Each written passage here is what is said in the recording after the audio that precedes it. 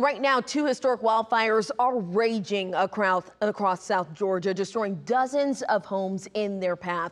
The Pipeline Road fire in Clinton-Eccles County and the Highway 82 fire in Brantley County are located about 250 miles south of Atlanta. Let's bring in Atlanta News First anchor Victor Williams. Victor, you have been covering these fires all week. We do have the latest on these fires, right? Yeah, that's right. Officials, they gave us an update earlier this afternoon, and the bottom line really is that these fires are only getting worse, especially over in Brantley County, where the Highway 82 fire is now still only about 10 to 15% contained. Now, no reports of any new homes destroyed. That number still stands at 87, but now even more homes are threatened. The fire is about the size of 9,500 acres. That's about 15 square miles, or the size of Smyrna for context.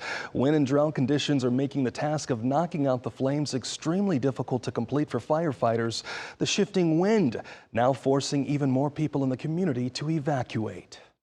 If you're out here today, you can feel this wind. It has stoked that fire, and this is a major event. So please, if you are given an evacuation order, because we've heard people say we're not leaving, please, if you're given an evacuation order, leave the scene. This fire is moving at a fast pace, and we do not have much control over where it's currently moving. Please leave.